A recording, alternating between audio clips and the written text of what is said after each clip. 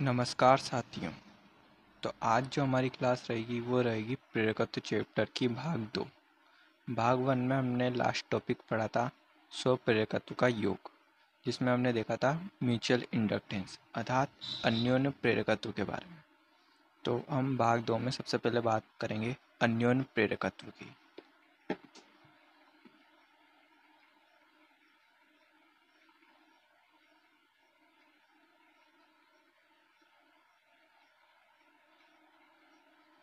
अन्योन्य प्रेरकत्व को इंग्लिश में म्यूचुअल इंडक्टेंस कहते हैं। म्यूचुअल इंडक्टेंस, इसलिए इसे हम एम से व्यक्त करते हैं। तो अन्योन्य प्रेरकत्व क्या होता है? तो इसका मतलब है अगर कोई दो कुंडलियां हैं, इसमें दो कुंडलियां होना आवश्यक है। तो दो कुंडलियां हैं जिसमें से एक कुंडली में धारा प्रवाहित हो रही है, तो वह अपना स्वप्रेरकत्व का गुण प्रदर्शित करेगी। तो स्वप्रेरकत्व के गुण के कारण उसके पास रखी जाने वाली कुंडली में भी प्रेरकत्व का गुण आ जाता है।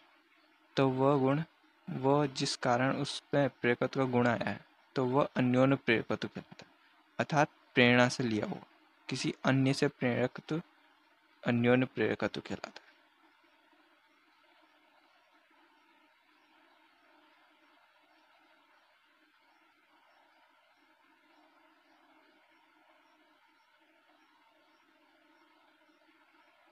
किसी कुंडली में धारा प्रवाह करने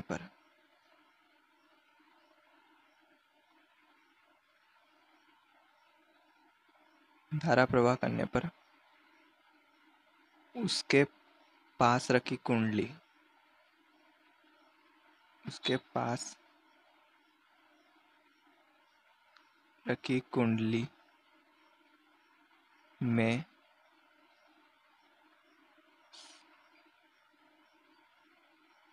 स्वप्रेरकत्व का गुण आ जाता है। तो दूसरी कुंडली के प्रेरकत्व को हम अन्योन्य प्रेरकत्व कहते हैं। दूसरी कुंडली के प्रेरकत्व को अन्योन्य प्रेरकत्व कहते हैं। अन्योन्य प्रेरकत्व कहते हैं। अर्थात आप इसे ऐसे समझिए जैसे ये एक कुंडली है, इसमें धारा प्रवाहित हो रही है। अब ये दूसरी कुंडली है, इसमें धारा प्रवाहित नहीं हो रही। तो इसमें जो मैग्नेटिक फील्ड बनेगा, और मैग्नेटिक फील्ड क्या है? एक तरह का स्वप्रेरकत्व। तो इस मैग्नेटिक फील्ड के कारण ये भी अपना प्रेरकत्व दर्शाएगी। तो इसका जो प्रेरकत्व होगा वही अन्योन्य प्रेरकत्व होगा, क्योंकि ये किसी अन्य के प्रेरणा लेकर प्रेरकत्व उत्पन्न कर रही है। तो इसका जो प्रेरकत्व होगा वो अन्योन्य प्रेरकत्व होगा, और इसे म्यूचुअल इंडक्टेंस कहते हैं। इसका जो सूत्र है वह है एम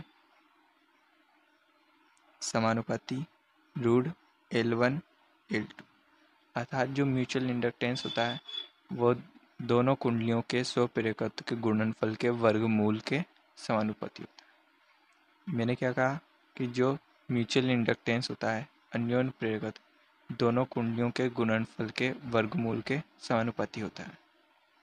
अगर हम समानुपाती का चिन्ह हटाते हैं तो यहाँ एक नियतांक आता है K, जो L1 और L2। तो ये हमारे म्यूचुअल इंडक्टेंस ज्ञात करने का सूत्र होता है। अब यह बात करते हैं हम, यहाँ ये है क्या क्या क्या। तो M जो है वह अन्योन्य प्रेरकत्व है, अन्योन्य प्रेरकत्व। और K जो है वह है युग्मन गुणांक, युग्मन गुणांक। और L1 और L2 आप जानते ही हैं कि वह पहली कुंडली का स्वप्रेरकत्व व दूसरी कुंडली का स्वप्रेरकत्व।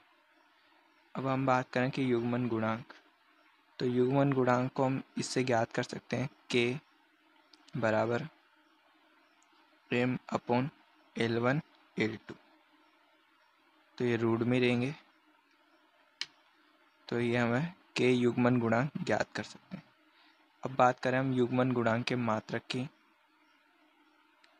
तो युग्मन गुणांक का जो मात्रक है वह मात्रकहीन है।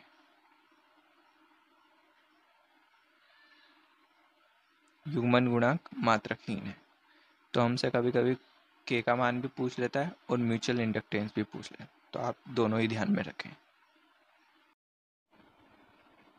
अगला देखते हैं हम एक क्वेश्चन के बारे में जो हमारे अन्योन्य प्रेरकत्व से संबंधित है।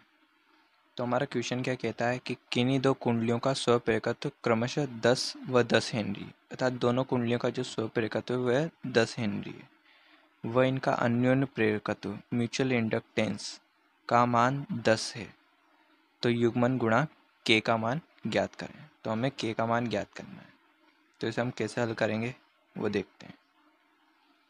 तो k बराबर हमने सूत्र पढ़ा है, k बराबर m बटे रूट L1 L2, बस हम इसमें अब संख्या रखेंगे और मान निकालेंगे।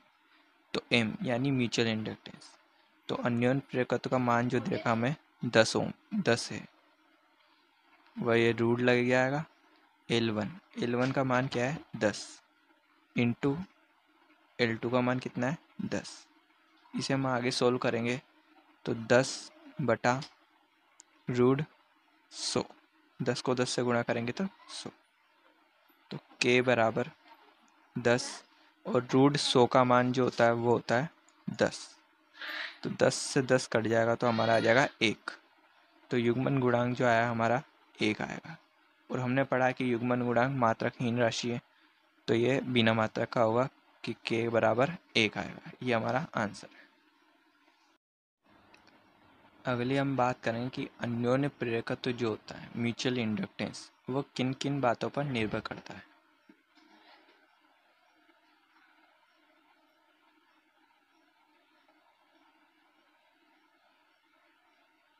अन्योन्य प्रेरकत्व निम्न बातों पर निर्भर करता है।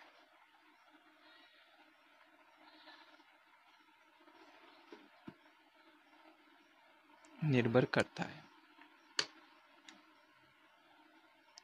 सबसे पहले देखते हैं कि जो म्यूचुअल इंडक्टेंस होता है तो कुंडली के क्रोड के पदार्थ पर निर्भर करता है, अर्थात जो म्यूचुअल इंडक्टेंस है वह म्यू नॉट और म्यू आर, अर्थात क्रोड के पदार्थ पर, वो क्रोड जो है वो किस पदार्थ से निर्मित है उस पर निर्भर करता है।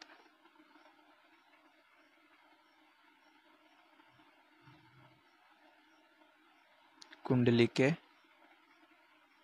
क्रोड के पदार्थ पर। नेक्स्ट बात करते हैं कि म्यूचुअल इंडक्टेंस जो है वह चक्रों की संख्या के गुणनफल के समानुपाती होता है। तो मैंने कहा है कि चक्रों की संख्या के गुणनफल, अर्थात जो म्यूचुअल इंडक्टेंस है वो L1 की जगह हम लिख सकते हैं N1 और N2, अर्थात पहली कुंडली के चक्रों की संख्या व दूसरी कुंडली के चक्रों की संख्या के गुणनफल के, क्योंकि इसमें दो कुंडलियों का होना आवश्यक है, तो दोनों कुंडलियों के चक्रों की संख्या के गुणनफल के समानुपाती होता है और उस पर निर्भर भी करता है।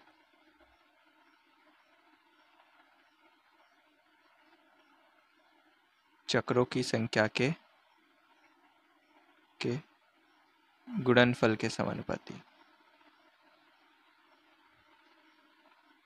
गुणनफल के समानुपाती होता है। अब बात करते हैं हम कि म्यूचुअल इंडक्टेंस जो होता है वह दूरी के व्युत्क्रमानुपाती होता है। m जो है दूरी अर्थात कुंडली की लंबाई कह सकते हैं हम, तो कुंडली की लंबाई के व्युत्क्रमानुपाती।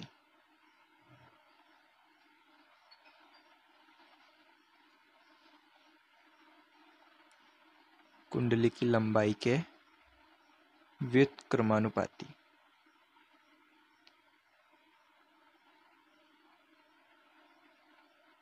एक और बात आती है कि जो म्यूचुअल इंडक्टेंस होता है वह युग्मन गुणांक पर भी निर्भर होता है। तो m समानुपाती युग्मन गुणांक पर निर्भर। युग्मन गुणांक पर निर्भर। तो जो अन्योन्य प्रेरकत्व है वो इन सब बातों पर निर्भर करता है। कौन कौन सी बातों पर निर्भर करता है? कुंडली के क्रोड के पदार्थ पर, चक्रों की संख्या के गुणनफल पर, व कुंडली की लंबाई पर, व युग्मन गुणांक पर निर्भर करता है। इन सब से हम एक सूत्र निकालते हैं तो आता है हमारे पास m बराबर mu naught mu r into n1 into n2 into pi r square बटे l। तो हमारे पास ये सूत्र आता है। यहाँ जो r है वह दूसरी कुंडली का त्रिज्या है, दूसरी कुंडली की त्रिज्या है। तो ये हमारा म्यूचुअल इंडक्टेंस का एक और सूत्र आता है। इससे संबंधित एक क्वेश्चन अभी तक तो नहीं आया है, बस इसे आप किन किन बातों पर निर्भर करता है उसे याद रखने के लिए याद रख सकते हैं, क्योंकि इसमें एक ही सूत्र में आपको ये सब याद हो जाते हैं। क्योंकि म्यू नोट म्यू आर अर्थात क्रोड के पदार्थ पर, चक्रों की संख्या गुणनफल पर, कुंडली की लंबाई पर, व युग्मन गुणांक पर। युग्मन गुणांक आप याद रखें कि म्यूचुअल इंडक्टेंस जो है युग्मन गुणांक पर भी निर्भर करता है। अगला टॉपिक आता है हमारा प्रेरकीय प्रतिघात। संधारित्र चैप्टर में हमने पढ़ा था संधारित्र प्रतिघात। अब यहाँ पढ़ेंगे हम प्रेरकीय प्रतिघात।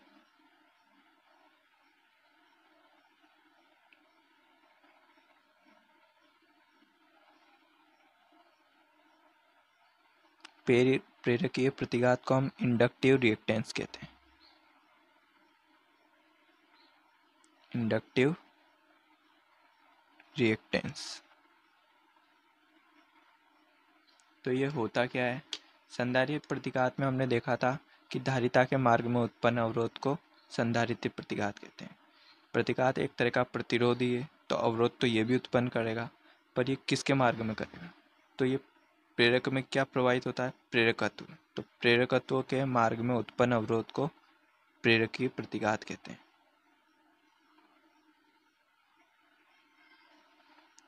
प्रेरकत्व के मार्ग में उत्पन्न अवरोध क्या कहलाता है? प्रेरकीय प्रतिघात। इसे हम एक सेल से व्यक्त करते हैं। क्यों? क्योंकि L का मतलब इंडक्टेंस और इसका मतलब रिएक्टेंस यानी प्रतिघात। एक सेल से व्यक्त करते हैं। इसके हम मात्रक की बात करें तो प्रतिघात एक तरह का प्रतिरोधी है, तो इसका भी मात्रक ओम ही होगा। प्रतिघात ओम होता है। इसके हम सूत्र की बात करें तो एक सेल बराबर जो होता है वो होता है 2 पाई एफ एल। जबकि हमने एक सी में अर्थात कैपेसिटिव रिएक्टेंस में पढ़ा था कि एक सी बराबर 1/2 पाई एफ सी होता है, जबकि यहाँ एक सेल बराबर 2 पाई एफ एल होता है। तो आप इसे ध्यान में रखें, क्योंकि ज़्यादातर बच्चे कन्फ्यूज होता है कि किसके बटे में लगेगा और किसके डायरेक्ट 2 पाई एफ एल आएगा या 2 पाई एफ सी आएगा। तो इसे आप ध्यान में रखें। तो अब इधर बात करते हैं हम कि मैंने आपको बताया था कि जो प्रेरकत्व है, प्रेरक जो होता है वो एसी धारा पर तो एसी को तो ब्लॉक करता है, वो डीसी को पास करता है। अब क्यों करता है? तो सबसे पहले देखते हैं हम एसी के लिए। तो एसी में फ्रीक्वेंसी का मान होता है कुछ ना कुछ, तो फ्रीक्वेंसी का मान होगा तो एक सेल का मान भी होगा। फ्रीक्वेंसी का मान होगा तो एक सेल का मान भी होगा। तो एसी के लिए जो फ्रीक्वेंसी होती है कुछ ना कुछ, तो एक सेल का मान होता है। हम मान लेते हैं हम एफ का जो मान है वह अनंत है, तो एक सेल का मान भी अनंत हो जाएगा। तो ये एसी के लिए, क्योंकि एसी में ही फ्रीक्वेंसी का मान होता है, तो फ्रीक्वेंसी अनंत है तो एक सेल का मान भी अनंत हो जाएगा। अर्थात एसी के लिए खुला परिपथ का कार्य करेगी। तो प्रतिरोध बहुत ज़्यादा है, तो प्रतिपथ अनंत है, प्रतिघात जिसे हम कहते हैं इंडक्टिव रिएक्टेंस वो बहुत अधिक है, तो ये खुला परिपथ की तरह कार्य करेगा। खुला परिपथ की भांति कार्य। अर्थात क्वेश्चन कैसा आएगा कि प्रेरक जो होता है इंडक्टर, वह एसी पर किस परिपथ की भांति कार्य करता है, तो वह खुला परिपथ की भांति कार्य करता है, क्योंकि इसमें फ्रीक्वेंसी होती है और फ्रीक्वेंसी अगर अनंत है तो एक सेल का मान भी अनंत हो जाएगा, तो वह खुला परिपथ की भांति कार्य करेगा। अब बात करते हैं हम डीसी के लिए। तो डीसी में जो फ्रीक्वेंसी होती है वह 0 होती है, अर्थात जो एक सेल का मान है, यहाँ पे 0 रखेंगे तो पूरे का मान 0 हो जाएगा, तो एक सेल का मान भी 0 हो जाएगा। तो प्रतिरोध जो है, प्रतिघात बिल्कुल भी नहीं होगा, नगण्य होगा, बिल्कुल भी 0 हो रहा है, तो यहाँ से बहुत ज़्यादा मात्रा में धारा प्रवाहित होगी और वह शॉर्ट सर्किट परिपथ में ही होती है। तो ये यहाँ लघु परिपथ अर्थात शॉर्ट सर्किट परिपथ की भांति कार्य करेगा। लघु परिपथ की भांति कार्य करता है। तो एसी पर तो यह खुला परिपथ की भांति कार्य करती है, वह डीसी पर लघु परिपथ की भांति कार्य करती है। तो इसे आप दोनों ध्यान में रखें। डायरेक्ट इससे संबंधित क्वेश्चन आ ही जाता है कि फ्रीक्वेंसी अगर 0 हो तो एक सेल का मान कितना होगा, तो वह पूरा 0 हो जाएगा और ये लघु परिपथ की भांति कार्य करेगा। तो प्रेरकीय प्रतिघात से हम एक क्वेश्चन करते हैं। तो हमारा क्वेश्चन क्या कहता है कि यदि कोई कुंडली 50 हर्ट्ज पर 2 हेनरी का स्वप्रेरकत्व उत्पन्न करती है तो प्रेरकीय प्रतिघात ज्ञात करें। तो इसे हम सोल्व कैसे करेंगे? तो हमने सूत्र पढ़ा है प्रेरकीय प्रतिघात अर्थात एक सेल बराबर 2πf_L। तो हम इस पे यहाँ पे मान रखेंगे और आंसर निकालेंगे। तो 2 का 2, पाई का मान जो होता है वो होता है 3.14 इंटू एफ, हमें फ्रीक्वेंसी कितनी दे रखी है 50 हर्ट्ज। फ्रीक्वेंसी किसे कहते हैं? एक सेकेंड में उत्पन्न चक्रों की संख्या को फ्रीक्वेंसी कहते हैं। एल हमें यहाँ दे रखा है 2 हेनरी, तो इन्हें हम गुणा करेंगे तो पहले लिख लेते हैं हम 3.14, 50 को अगर 2 से गुणा करेंगे तो 100 इंटू 2। यहाँ हमने पॉइंट हटाएंगे तो 2 जीरो लगेगी नीचे, 2 जीरो से 2 जीरो खत्म। तो 314 को जब 2 से गुणा करेंगे तो 628 ओम। ओम क्यों? क्योंकि ये इंडक्टिव रिएक्टेंस है, प्रतिघात है, यानी प्रतिरोध। तो प्रतिरोध का मात्रक ओम, तो इसका मात्रक ओम होता है, तो ये आएगा 628 ओम। तो यह हमारा रहेगा आंसर। अब देख लीजिए आप 50 हर्ट्ज की फ्रीक्वेंसी पर 628 ओम का प्रतिघात आ रहा है, अर्थात ये कन्फर्म है एसी को तो ब्लॉक करता है और डीसी को पास करता है। अगला टॉपिक आता हमारा प्रेरकों का संयोजन।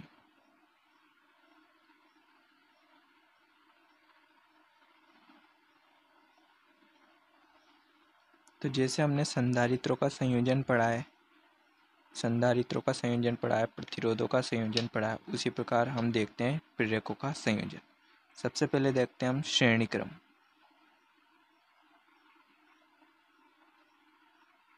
तो श्रेणी क्रम में जो प्रेरक है इस प्रकार जुड़ रहते हैं, एक कुंडली होगी, फिर दूसरी कुंडली होगी, फिर ऐसे कितनी भी कुंडली हो सकती है।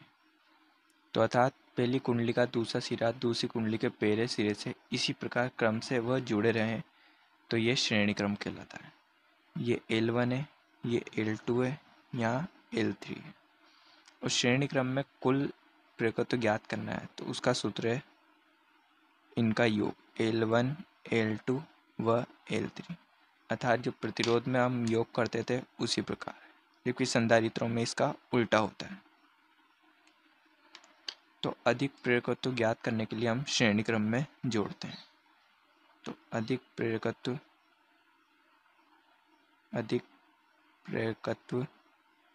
प्राप्त करने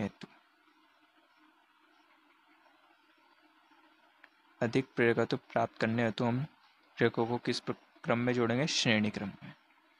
अगला आता है हमारा समांतर क्रम।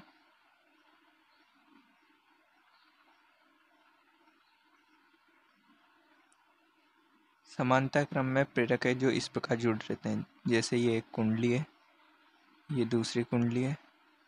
जिस प्रकार प्रतिरोध जुड़े होते हैं उसी प्रकार जुड़े रहते हैं ये L1, ये L2, ये L3। इस प्रकार समांतर क्रम में जुड़े रहते हैं। इसमें जो कुल प्रेरकत्व ज्ञात करने का सूत्र है वह है 1/LT बराबर 1/L1 plus 1/L2 plus 1/L3। यह हमारे समांतर क्रम का कुल प्रेरकत्व ज्ञात करने का सूत्र है। तो समांतर क्रम में जोड़ने का क्या उद्देश्य है? तो कम प्रेरकत्व प्राप्त करने के हेतु प्रेरक को समांतर क्रम में जोड़ा जाता है। कम प्रेरकत्व प्राप्त करने हेतु, कम प्रेरकत्व प्राप्त करने के लिए प्रेरकों को समांतर क्रम में जोड़ा जाता है। अब इससे संबंधित हम एक क्वेश्चन करते हैं। तो हम प्रेरकत्व के संयोजन से एक क्वेश्चन करते हैं। तो क्वेश्चन में हमें सबसे यहाँ पे एक सर्किट दे रखा है जिसमें एक प्रेरक है 10 हेनरी का, एक 5 हेनरी का, एक 5 हेनरी का व एक 20 हेनरी का। हमें कुल प्रेरकत्व ज्ञात करना है। तो इसे हम सोल्व कैसे करेंगे? तो हम सबसे पहले देखेंगे ये जो प्रेरकत्व है 10 हेनरी का है, ये ए। अब ये 5 हेनरी और 5 हेनरी ये श्रेणी क्रम में है। तो श्रेणी क्रम में इनका जो सूत्र होता है इनका योग होता है। तो इनका योग होके ये 10 हेनरी का हो जाएगा। ये दोनों मिलके 10 हेनरी के बनेंगे व ये 20 हेनरी का।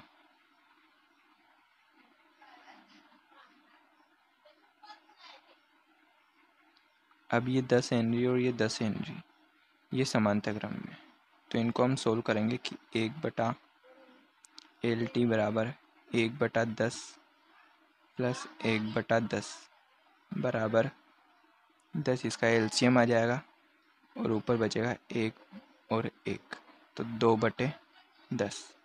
तो 1/LT बराबर 2 को 10 से काटेंगे तो 5 बार, तो 1/5। यहाँ से जो LT आएगा वो आएगा भजगुणा होएगा यहाँ पे, तो LT का मान आएगा 5। क्योंकि हम ये 1/LT निकालेंगे तो इसका उल्टा करना पड़ेगा हमें। तो इनका जो मान आएगा समांतर क्रम में उसका मान आएगा 5। तो यहाँ पे जो सर्किट होएगा वो ऐसा हो जाएगा। ये एक कुंडली है और ये दूसरी कुंडली है। ये दूसरी कुंडली 20 हेनरी की है और ये कुंडली को इसको हम जब सोल्व करते हैं तो 5 हेनरी आता है। तो ये 5 हेनरी की, ये ए और ये बी। अब देखते हैं हम ये 5 हेनरी और 20 हेनरी की जो कुंडली है श्रेणी क्रम में, तो इनका हम योग कर देंगे तो हमारा कुल प्रेरकत्व आ जाएगा। तो LT जो आएगा 5 + 20 अर्थात 25 हेनरी। 25 हेनरी हमारा आंसर होगा। अगला टॉपिक आता है हमारा स्वप्रेरक गुणांक।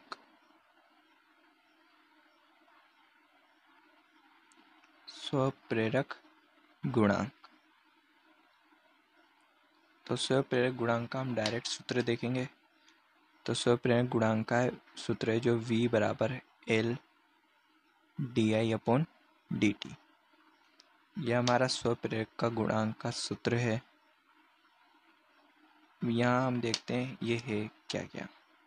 यहाँ L, ये L है वह स्वप्रेरक गुणांक है। स्वप्रेरक गुणांक। वह जो V है तो यह है प्रेरित वोल्टेज। प्रेरित वोल्टेज। और di/dt जो है वो है धारा परिवर्तन की दर। धारा परिवर्तन की दर। तो प्रेरित वोल्टेज इसलिए क्योंकि जब कोई कुंडली में धारा प्रवाहित की जाती है तो स्वप्रेरकत्व प्रदर्शित करती है और इसी स्वप्रेरकत्व के कारण उसमें कुछ ना कुछ वोल्टेज भी उत्पन्न होता है।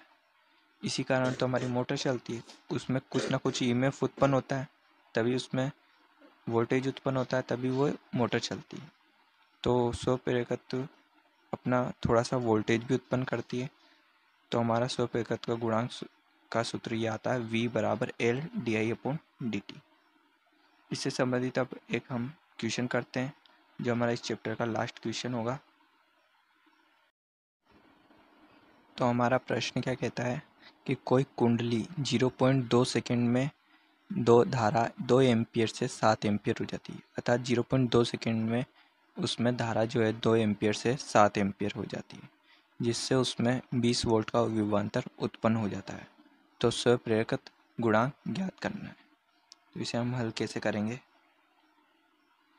अब हमने यहाँ सूत्र पढ़ा है V बराबर L di/dt। तो di यहाँ पे धारा का परिवर्तन ही है, तो di जो है धारा का परिवर्तन है, अर्थात पहले कितनी थी 2 एम्पियर, फिर कितनी हो गई 7, तो 7 माइनस 2 अर्थात 5 एम्पियर। और यहाँ पे dt जो समय है वो कितना है 0.2 सेकेंड, 0.2 सेकेंड में। तो di आ गया हमारे पास 5 एम्पियर, dt आ गया हमारे पास 0.2 एम्पियर। और v वोल्टेज कितना दिया है 20 वोल्ट। और हमें क्या निकालना है L स्वप्रेरकत्व गुणांक। तो L बराबर v बराबर L di/dt। इसे हम आगे सोल्व करेंगे तो v का मान है वो 20 है, बराबर L हमें ज्ञात करना है, di का मान है जो है वो है 5 एम्पियर बटे dt का मान है 0.2 एम्पियर। पॉइंट हटाएंगे तो ऊपर 1 जीरो लग जाएगी, तो 2 से 50 का दिया 25 बार। तो L हम यहीं रहने देंगे, वो 25 इसके साथ गुणा में इसके नीचे जाएगा तो बटे में आ जाएगा, तो 20 बटे 25। इसे हम सोल्व करेंगे तो 5 से काटा 4 बार, 5 से काटा 5 बार, 4 बटे 5 आधा। इसको हम जब सोल्व करेंगे तो आ जाएगा 0.8 हेनरी। तो ये आ जाएगा हमारा आंसर। तो हमने कैसे किया ये क्वेश्चन कि हमने सबसे पहले डी अर्थात अंतर निकाला, क्योंकि पहले 2 एम्पियर थी धारा, फिर 7 एम्पियर हो गई, तो इनका अंतर आ गया 5 एम्पियर। dt हमें समय दिया हुआ था 0.2 सेकेंड में हुआ, ये अंतर जो हुआ कितने सेकेंड में हुआ 0.2 सेकेंड में। इससे विभव कितना उत्पन्न हुआ 20 वोल्टेज। हमें क्या ज्ञात करना था स्वप्रेरक गुणांक। तो v बराबर L di/dt, जिसमें v का मान था 20, L का हमको मान ज्ञात करना था, इंटू di का मान हमने निकाला था 5 व dt 0.2। इसको जब हमने सोल्व करा तो L बराबर हमारे पास 0.8 हेनरी आ गया। तो ये हमारा आंसर है। तो यहाँ हमारी क्लास पूरी होती है, जिसमें हमारा चैप्टर भी पूरा हो जाता है प्रेरक। तो आपको वीडियो पसंद आई है तो अपने दोस्तों के साथ शेयर करना और चैनल को सब्सक्राइब करना। और कोई भी डाउट हो तो कमेंट सेक्शन में कमेंट करो। Thanks for watching. धन्यवाद।